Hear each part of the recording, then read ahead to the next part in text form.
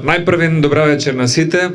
Сакам да ви се заблагодарам за присуството и на Александар, на Сашо, на Љубен што ме поканија на оваа средба.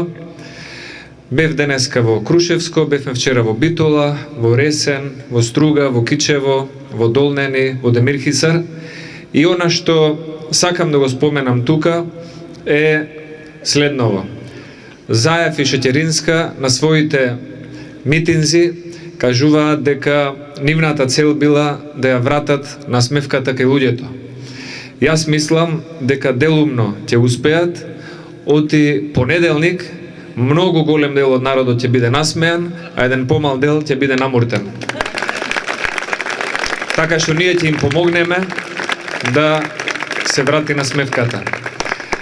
Втората работа што сакав да ја спомнам. Расположението кај нашите местни комитети, кај општинските комитети, Унијата на млади сили, Унијата на жени, ветераните и другите, е многу добро во сите места што ги посетивме. И според мене, на 13 април на Цветници, мојата прогноза, според она што го имаме како сила, доверба и партиска организација, симпатизери, неопределени, роднини, граѓани и луѓе кои што и мислат добро на Македонија, дека Ѓорѓе Иванов ќе има најмалку 120.000 разлика пред било кој друг кандидат на 13 април. Тоа значи дека на 13 април ние треба да покажеме колку сме здружни, сложни и како можеме да действуваме заеднички.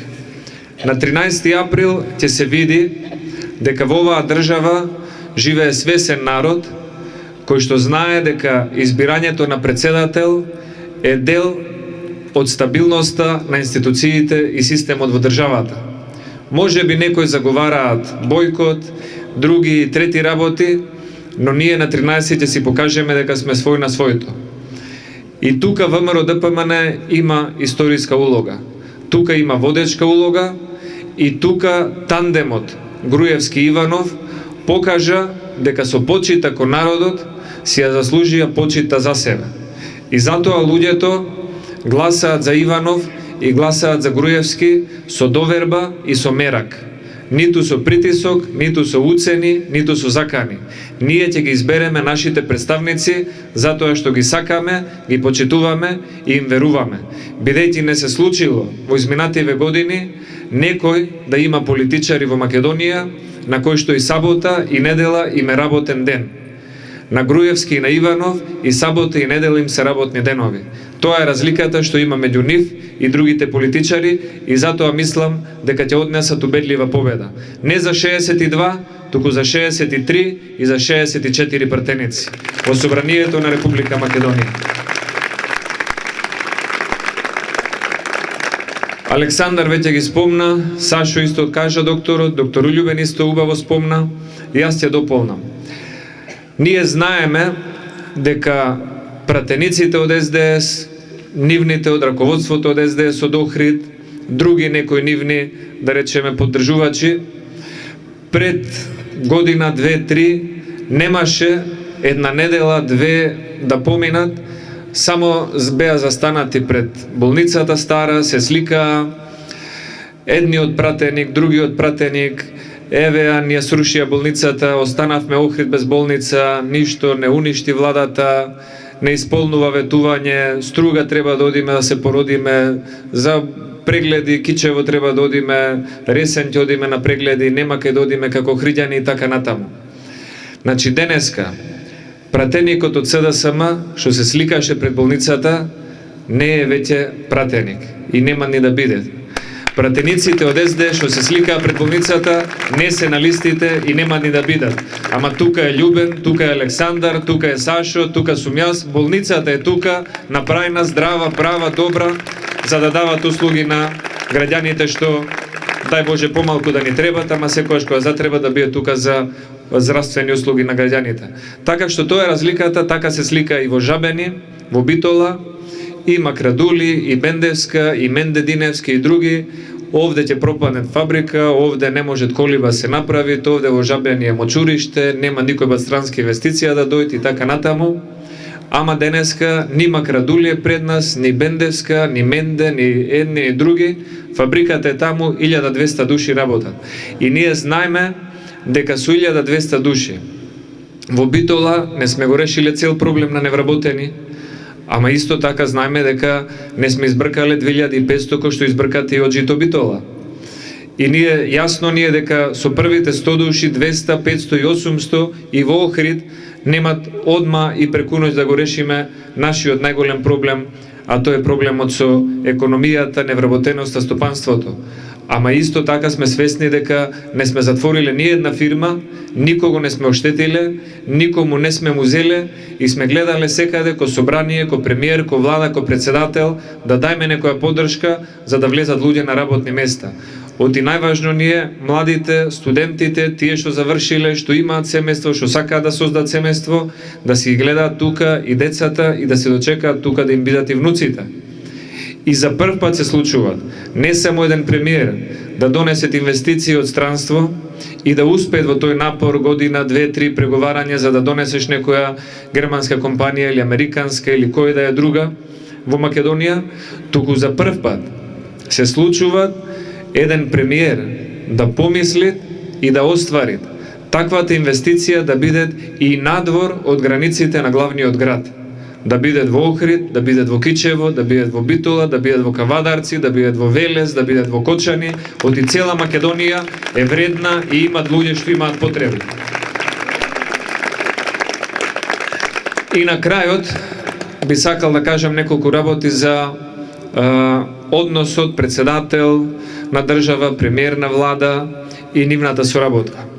Повозрастните тука меѓу нас добро се сеќаваат на неколку што сме ги имале такви случаи, кај што председателот на државата и председателот на владата наместо во соработка биле во кавга. Дали бил тоа како председател Глигоров, па премиер беше Георгиевски, па после председател на државата покојниот Трајковски, па премиер Бранко Црвенковски, па едниот со другиот во кавга, првиот со вториот исто така во кавга, наместо соработка, заедничко работење, некоја цел, некоја завршена работа, цело време сопки, задкулисни игри, трошење на енергија за одмерување на моќта во политиката. Па после Црвенковски со подписот од Пендаровски тој стана председател, Груевски премиер, па пак сопки, неподпишување закони, блокади и слично. Значи, штом председател и премиер не се во соработка, туку се во кавга, тие не можат да решат проблем на државата, можат само на државата да ја бидат товар и проблем. Штом председател на државата и премиер на државата се во слога, соработка, имаат заедничка цел, тогаш тие можат заедно да решат некој државен проблем и некој проблем на граѓаните на Македонија. Затоа на сите тие што ги познавате да се неопределени или се двоумат или некои уште не се одлучени, во следниве ден-два што остануваат пред нас, треба да им се каже дека во секое семејство, ако имат слога меѓу сопруг и сопруга, ќе имат напредок. Во секоја фирма, ако имат слога помеѓу сопственик и извршен директор, ќе имат напредок. Во секоја екипа, ако имат слога тренер, капитен, играчи, ќе имат напредок. Така и во државата. Ако имат слога и соработка помеѓу Иванов како председател, Груевски како премиер, Бакрачевски како градоначалник, ќе има напредок и за Охрид, и за Република Македонија и ќе биде решен уште некој проблем што го имаат граѓаните или што го има државата. И сите тие проекти што ги напишавме, и што ги дадовме, и што ги предложивме, сите се со рок, со место, со време, со носител на проектот, со буџет на извршување, кој треба да го почне, кога да го заврши и така натаму. А тие, пак ќе кажам, на две места до сега сум видел само ова што го викат Заев, ние ќе вратиме на смевката на граѓаните, само на една ординација во Битола, стоматолошка и не една во Скопје, кај што имаат реклами, дојдете кај нас, ќе ви поправиме зъбите да ви вратиме на смевката. И некои одат и така се враќаат, ама работата е што овие тие што до вчера жива е закопа средната класа, и тоа овде во Охрид најдобро знаете, од еден град што имаше индустрија не само за Охрид, туку емо беше проширено до Кичево, до Ростуше, до Ресен, до секаде и многу други фирми што беа споменати, погребаа жива, средната класа жива и сега без било каков обзир викаат дека ќе врателе средната класа. Ама лесно му е на Заев и на Шетеринска да збора за средната класа, оти тие се далеко и од неа. И ако некој пред 15 години, 96-та, 97-та, 98-та, кога и да е, да му споменеше или на квиз, да го прашаше Бранка Црвенковски или некого друг од ними, што е Кромберг Шуберт, гарант ќе помислеа дека е некој возач на Формула 1. Оти нема ниту чуено, ниту видено, ниту појдено, ниту некаде замолено или тропнато наврата за да донесат некоја инвестиција или да направат било каков напор, некој да дојде во државата и €1, €1 марка, $1 да вложит за тоа да видиме некој фајде. Една беше таква заинтересирана инвестиција Audi A3 за да склопуваат тука автомобили 95-6 година и таа избрка за да можат преку Асиба и МГ да прават трговија и да ги препродаваат колите за македонската полиција тогаш. И исто и со Заев, исто и со Шетеринска. Не мора дојме далеку до 96-та. Тие кој беа Шетеринска, кој беше вице-премиер во владата 2002, 3, 4 година, некој неа да ја прашаше што е Джонсон Мети, сигурно ќе мислеше дека е некој фудбалер од Челси, а не дека е фабрика и дека мој да се донесе, да бидете инвеститор или да отворит нови работни места, дали во Штип, дали во Скопје, дали во Охрид, дали во Кичево. Искрено да ви кажа, последниве неколку дена, јас од Кичево и со луѓето што контактира, малку и имат позитивно изненадување, дури позитивен шок би рекол, што ние во неколку дена имат објавено Гранит 600 огласи за работни места. Премиерот најави инвестиција за 1000 вработувања. Ние тоа не ни се десило од 76-та година. Да имаме некој во градот да дојде и да рече во оваа општина ќе имат работа, ќе имат камиони, ќе имат градежни фирми, ќе имат нова фабрика. Све било досега, ние ко генерација пораснавме пред телевизор со затворени фабрики. Секоја вест, секоја вечер затворена фабрика. И после ни кажуваат тие и Пендаровски и другите дека тие ќе го спречели селувањето од Македонија. Видовме колку го спречија тие и знаеме ние по нашите роднини и пријатели кога заминали и зашто заминале. Ама важното е што Груевски, ко предводник на партијата и на државата, тој беше тој што ни се јави на неколкумина и имене во Германија, и на Гордана беше тогаш во Англија, и на Иво Ивановски беше во Америка, и на други, на Веле Самак, на трети. Дојдете, ќе работиме, ќе вложиме труд да направиме нешто подобро за државата. И затоа тој е примерот што го дават ВМРО ДПМН, дека со љубов, со желба, со мотив за родното место и за државата можеме заедно да направиме нешто повеќе. Затоа на 13 да направиме нешто повеќе пак за нашата држава, да им покажеме дека си ја сакаме, дека имаме луѓе на место, дека си имаме председател чесен, морален, поштен човек, лојален на уставот, лојален на државата, близок со граѓаните, и му нашле замерка дека на некоја емисија направил лапсус или негде пропуштил нешто или кажал некоја грешка. Чудо големо. Ние сме живи луѓе и сите знаеме што сме во политиката или во јавниот живот, па и што се викат со комшија ќе правиш муабет или со некого ќе направиш лапсус, а не пак да си по цел ден пред камери и цел ден во кампања.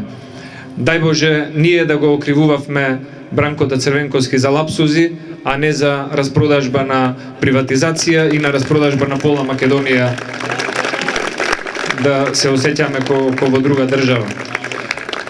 Така што, кратко и јасно, мисла дека знаеме кој сме, знаеме од кај сме тргнати, знаеме на кај ојме, знаеме дека на многу места се помогнало и на уште толку треба да се помогнет, ама знаеме дека имаме план, идеја ги држиме уздите в раце, ние играме со бели фигури, наша е предноста, наша е контролата на теренот, наша е довербата, наша е верното членство и наша е победата на 13 април и на 27 април со 60 и кусур пратеници во Македонското собрание.